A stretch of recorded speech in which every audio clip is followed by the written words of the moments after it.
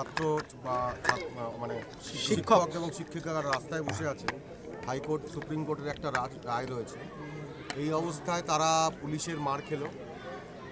তাদের বিরুদ্ধে আবার গ্রেপ্তারি পরোয়ানা জারি হবে কিনা জানি না। আপনি একজন বিধায়ক না, একজন সমাজের প্রথম শ্রেণীর নাগরিক হিসাবে, বিধায়ক হিসাবে আমি জিজ্ঞাসা করছি, পুলিশের এই লাঠিচার্জটাকে আপনি কিভাবে লাঠিচার্জটাকে কিভাবে নিচ্ছেন? মুশকিল হচ্ছে আমাকে এক্ষেত্রে বিধায়ক হিসেবেই ভাবতে হবে, নাগরিক হিসেবে ভাবা যাবে না। কারণ হচ্ছে আমাকে উত্তর দিতেও হবে, বিধায়ক হিসেবেই দিতে হবে। সেক্ষেত্রে এখানে কি পলিসি কিভাবে কি করছে হচ্ছে সেটা আমার বক্তব্য নয়, এটা নো কমেন্টস। আমি লাঠিচার্জ, পুলিশের লাঠিচার্জটাকে আপনি কিভাবে দেখছেন? কোনো সময় ভালো না, যুদ্ধ যেমন ভালো না এটাও ভালো না, এটা অন্যায়। একজনের শিক্ষক নিশ্চয়ই যোগ্য অযোগ্যটা ভাগ হতে পারলে তবে এটা সলিউশন হবে, সবাই জানে। এর জন্য দায়ী কে, ভাগ হলো না? এইটা মুশকিল, এইটা বলা মুশকিল, এটা আমি বলবো না। মানে আপনি পুলিশের লাঠিচার্জ, আমার কিছু বলার নেই, নো কমেন্টস আছে। লাঠিচার্জে আপনি প্রতিবাদ যাওয়া উচিত না। আমার কাছে একটা খুব ইন্টারেস্টিং কথা বলি, যেটা আমি দেখলাম কেউ বলেনি বা পড়েনি, মানে কোথাও পড়িও নি আমি, মানে এটা একদম সেপারেট কথা। সেটা হচ্ছে পারমাণবিক অস্ত্র ব্যবহার করবে বলছে পাকিস্তান। এটা শুধুমাত্র আস্ফালনই হবে, কারণ পৃথিবীর কোনো দেশ চাইবে না যে পারমাণবিক বোমা কেউ মারুক। কারণ যদি একজন মারে তাহলে আমাদের আছে 170টা, ওদের আছে 140টা, ওদের আছে 600টা, ওদের আছে 15,000টা। তো তাতে কি হবে, পৃথিবীটা থাকবে না, ফুস করে একদিন হাওয়া হয়ে যাবে, একটা ভ্যানিশ করে যাবে। সেইটা পৃথিবীর কেউ চাইবে না অবভিয়াসলি। তো সেক্ষেত্রে আমার মনে হচ্ছে এটা এক ধরনের পারমাণবিক বোমা থাকাটা এক ধরনের সেফটি, কারণ কখনো এটা ইউজ করা হবে না। যা যুদ্ধ হবে এই মিসাইল ফিসাইল দিয়ে যা হয় সেরকমই হবে যুদ্ধ। এটা কিন্তু অনেক পুরনো যুদ্ধ। একটা জিনিস বলি, সেটা হচ্ছে এই যে দেখলাম রাজ্য জুড়ে তৃণমূলের সাংগঠনিক পরিবর্তন হলো, দার্জিলিং সমতল আর বারাসাত এই দুটো হলো না, বারাসাতটা কেন, কি এগুলো আমি বলতে পারবো না, কারণ আমি পলিটিশিয়ান নই, তো জানি না। কী করে বলবো বল? আমি যদি জানতাম, পুরো ভেতরের গভীরে ঢুকতাম, আরও গভীরে যাও করে যদি আরও গভীরে নামতাম তাহলে কোনো জানতাম, কিন্তু আমি গভীরে যাই না। তো আমি সাঁতার কাটি একদম জলের ওপরে।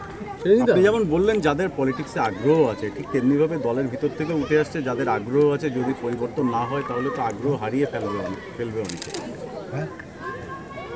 এটা অন্য কথা, আমি সেটা অন্য ধরনের, অন্য অ্যাঙ্গেল না, আমি সেটাই বলছি। আমার আগ্রহ আর ওদের আগ্রহ আলাদা।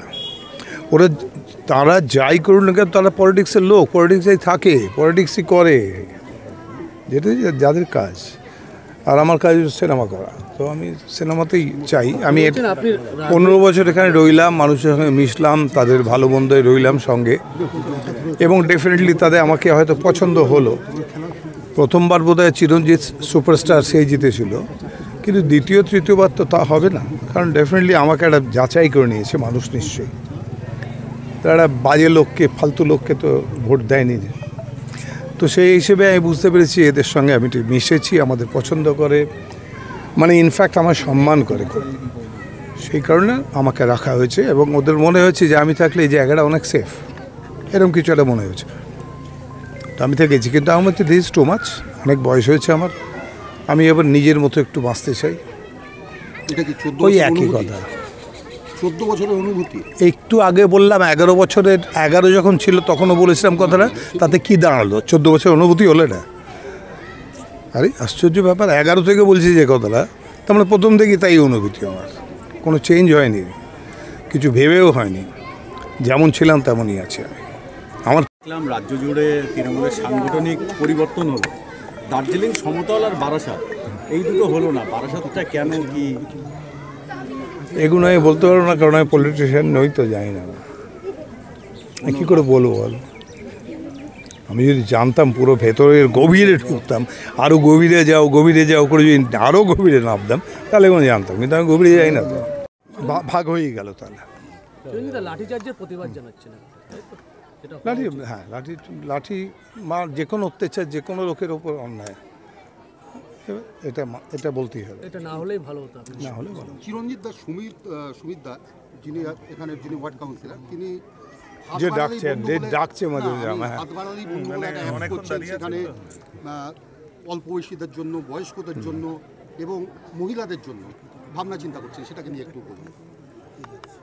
আমি জানি না ও মহিলাদের নিয়ে ভাবনা চিন্তা করছে জানি না, আমি এটুকু জানি ও খুব ভালো কাজের ছেলে, ও কাজ করে, আমার সঙ্গে রেগুলার যোগাযোগ থাকে।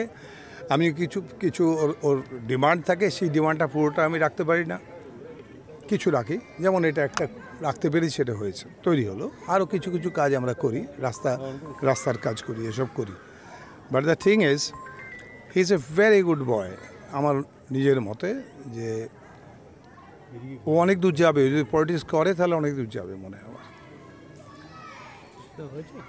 ঠিক আছে, থ্যাংক ইউ। আর কি প্রার্থী বদল হচ্ছে, কে আসছে? যে জনৈক চিকিৎসক, কিন্তু এই চিকিৎসককে আমরা খুঁজে পাচ্ছি না। তৃণমূলের সুমিত যারা কর্মীরা তারা সুমিত সাহা না বিবর্তন না কে? সুমিত শাহ, বিবর্তন শাহ ছাড়াও তো আরও আছে, মণ্ডলও আছে। সেটা আপনারাই জানেন। না বলছে আমি কিছু জানি না, আমি এগুলো জানি না, এগুলো সব আওয়াজ। বলছে বয়সজনিত কারণে নাকি পুরনো বিধায়ক সরে দাঁড়াবেন, এরকম একটা কিসের জন্য? বয়সজনিত। হ্যাঁ একদম, আমার বয়স হয়ে গেছে বলে সই না একদম।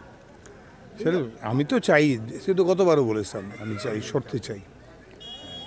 কারণ এখানে যাদের কাজ এটা তাদের করা উচিত, যারা পলিটিক্সে ইন্টারেস্টেড, যারা পলিটিক্স করতে চান, যাদের কাজ এটা, যারা ইন্টারেস্টেড তাদের করা উচিত। এটা প্রথম থেকেই বলে আসছি আমি, অবশ্যই এটা আজকে নয়, 11 থেকে বলে আসছি। আমি এটাতে ইন্টারেস্টেড নই, আমি যে কাজগুলোতে ইন্টারেস্টেড সেটা করতে চাই, এই আর কি।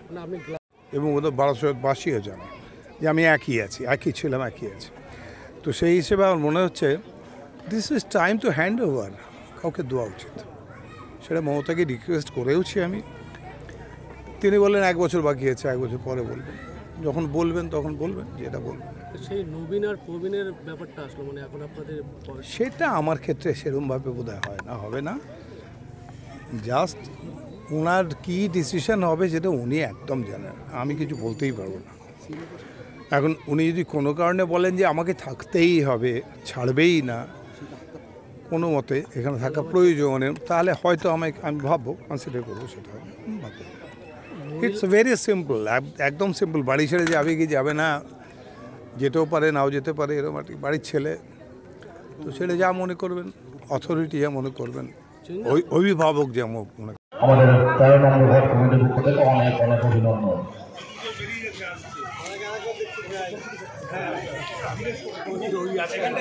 মুখটা তোলো। 13 নম্বর ওয়ার্ডে শুধুমাত্র আজ আমরা উচ্চ বলে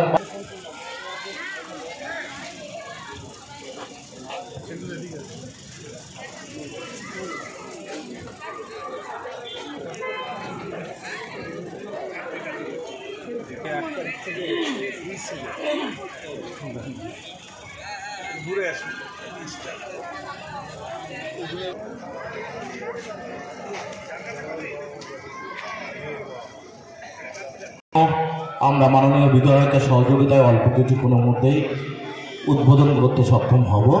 উদ্বোধন করবেন আমার প্রিয় বিধায়ক।